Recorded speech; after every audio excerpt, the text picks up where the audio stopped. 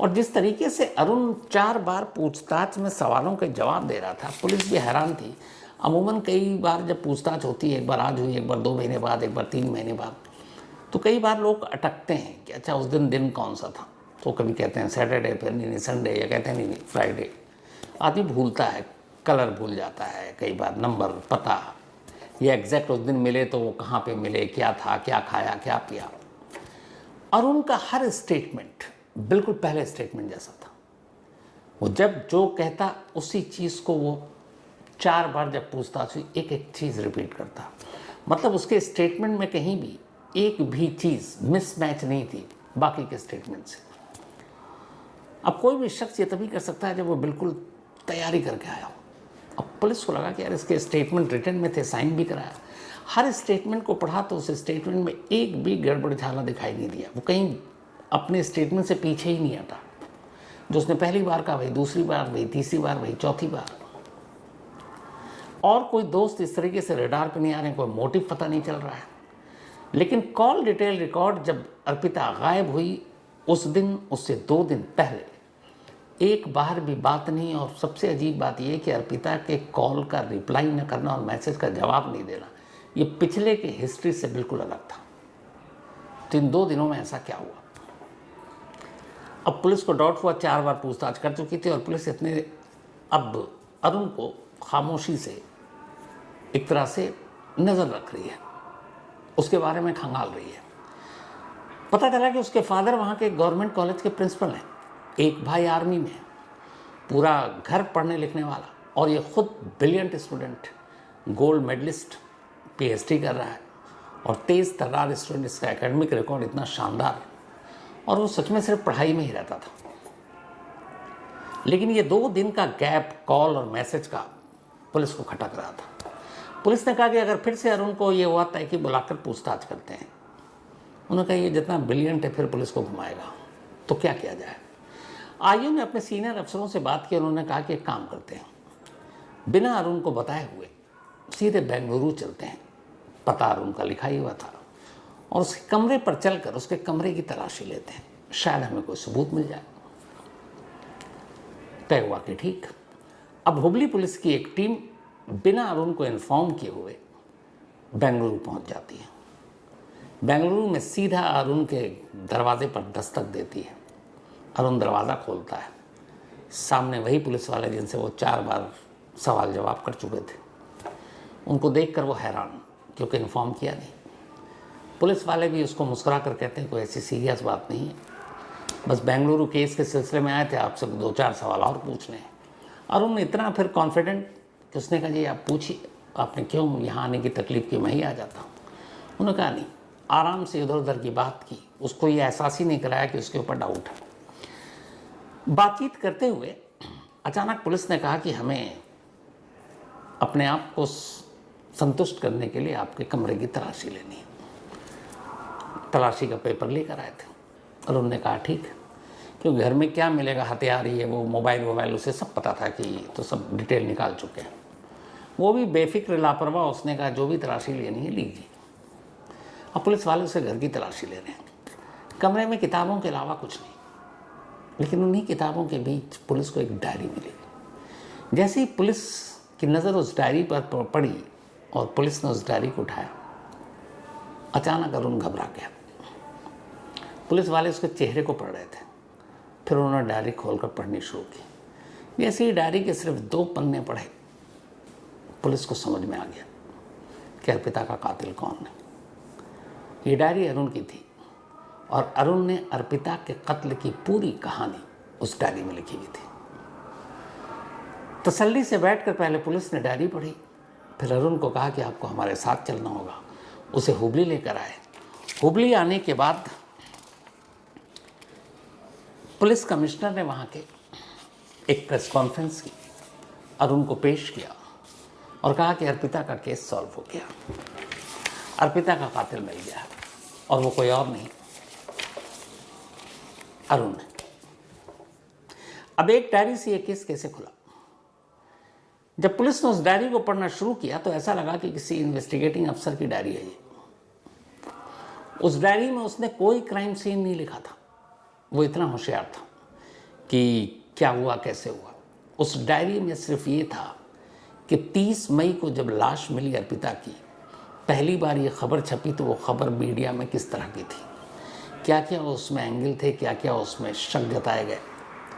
जब पुलिस ने एफआईआर दर्ज की तो उस एफआईआर में क्या लिखा था। इस केस को जब आईओ ने इन्वेस्टिगेट किया तो उनकी इन्वेस्टिगेशन की लाइन क्या थी। जब उन्होंने सीडीआर कॉल डिटेल रिकॉर्ड निकाले तो उसमें क्या मिला, कॉल डिटेल रिकॉर्ड में किन किन लोगों के नाम आए, कौन कौन लोग उसमें जीरो इन होते जिनके ऊपर शक होता।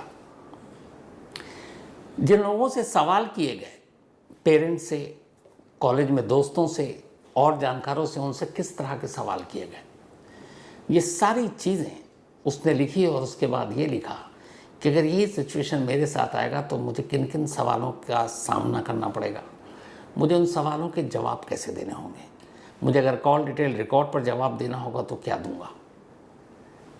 उसने ये तक लिख रखा था कि ये जो 2 दिन मैंने कॉल नहीं किया है, अगर इस पर भी सवाल पूछा जाएगा तो मैं क्या जवाब दूंगा। लेकिन ये उससे पूछा ही नहीं गया था, क्योंकि इसी की वजह से पुलिस को उस पर शक हुआ था।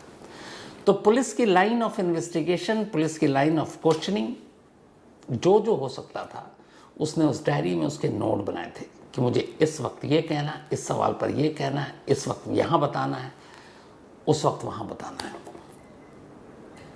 उसने पूरी केस स्टडी एक बना रखी थी उस नोटबुक में, अपने आप को बचाने के लिए। कन्नड़ में एक फिल्म आई थी दृश्या, इसी दृश्या से इंस्पायर था वो, लेकिन वो आधा था, बाकी उसका अपना दिमाग था।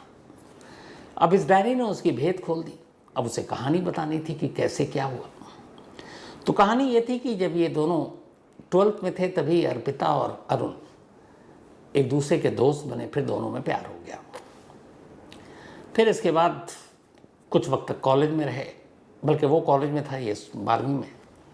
ये इश्क मोहब्बत चलता रहा, लेकिन अरुण पढ़ाई लिखाई की तरफ बहुत ज़्यादा डेडिकेटेड था। उसे यह था कि करियर में कुछ, लाइफ में कुछ करना है, और पढ़ने लिखने में तेज, तो उसका अपना पढ़ाई पे फोकस था। लेकिन अर्पिता उसकी ज़िंदगी में थी। धीरे धीरे वक्त बीता। अब अर्पिता इधर पढ़ाई की तरफ से अपना ध्यान हटाने लगी और वो इसलिए फेल भी हुई। अब लेकिन इधर जब ये पीएचडी करने लगा तब ये हुआ कि अर्पिता ने कहा आप शादी कर लेते हैं। लेकिन अरुण अभी शादी नहीं करना चाहता था, उसका पूरा फोकस करियर पे था। उसे ये था कि पहले स्टडी कंप्लीट करें फिर करेंगे। इधर जब अर्पिता फेल हुई तो अरुण को ये लगा कि ये इस तरीके से पढ़ने लिखने में तेज़ नहीं है। उसे लगा आगे चलकर ज़िंदगी में वो जोड़ी फिट नहीं बैठेगी, तो वो धीरे धीरे अर्पिता से किनारा करने लगा। अर्पिता लेकिन शादी के लिए दबाव डालने लगी। उसने कहा हम तुम्हारी फैमिली को बता देंगे कि हमारा। अरुण अपनी फैमिली को लेकर बहुत डरता था। पिता स्ट्रिक्ट थे, गवर्नमेंट स्कूल कॉलेज के प्रिंसिपल थे, एक भाई आर्मी में था, तो वो अपने फैमिली को लेकर बड़ा डरता था। और उसे यह हो गया कि घर में पता चल गया तो फिर क्या होगा।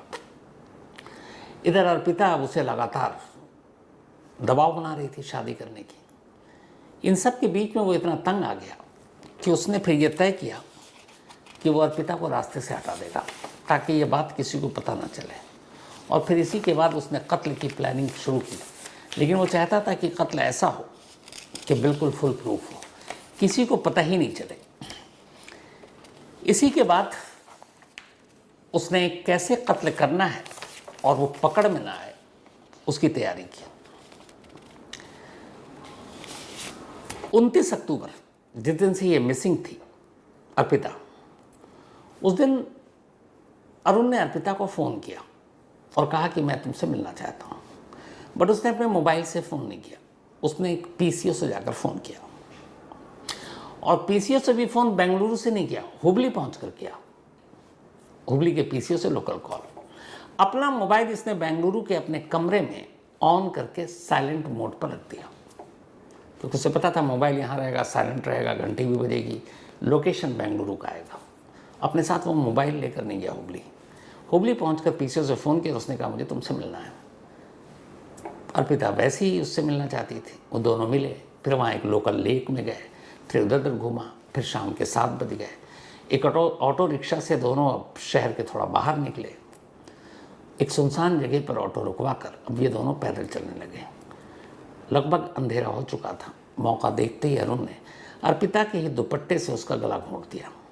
गला घोंटने के बाद वहीं पास में खेत में एक गड्ढा किया। 1-2 दिन पहले बारिश हुई थी, मिट्टी गीली थी, ज़्यादा टाइम भी नहीं लगा, और फिर उस गड्ढे में लाश को दफना दिया। लेकिन वो पूरी तरह से नहीं दफना पाया था। बाद में और बारिश हुई, मिट्टी हट गई, लाश का कुछ हिस्सा बाहर आ गया, और उसके बाद ये सब करने के बाद उसी रात ये हुबली से वापस बेंगलुरु पहुंच गया और बेंगलुरु में अपना नॉर्मल रहने लगा।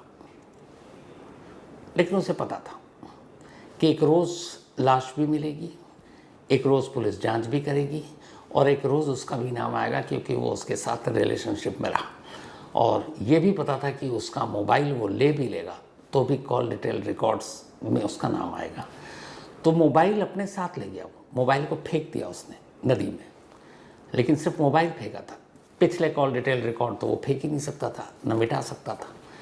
तो ये सब करने के बाद भी उसे इतना यकीन था कि एक रोज़ पुलिस इस लाश को निकालेगी, ये पुलिस तक लाश पहुंचेगी और इस कत्ल की कहानी खुलेगी, और उस कत्ल की जांच में वो भी आएगा। और उसी की तैयारी उसने शुरू की। 1.5 साल तक तैयारी करता रहा। हर डायरी पे आने वाले वक्त में क्या होगा, कैसे होगा, नोट करता रहा, लिखता रहा। वो निकालेगी, ये पुलिस तक लाश पहुंचेगी और इस कत्ल की कहानी खुलेगी, और उस कत्ल की जांच में वो भी आएगा। और उसी की तैयारी उसने शुरू की। 1.5 साल तक तैयारी करता रहा। हर डायरी पे आने वाले वक्त में क्या होगा, कैसे होगा, नोट करता रहा, लिखता रहा। लेकिन सिर्फ उसकी एक खुद के बचाव के लिए जो चालाकी थी कि मोबाइल रखा, लेकिन 2 दिन तक कांटेक्ट नहीं किया। अब उस डायरी में ये भी था कि 2 दिनों तक कांटेक्ट इसलिए नहीं करना है ताकि लास्ट कॉल, लास्ट मैसेज में अक्सर क्राइम के केस खुल जाते हैं।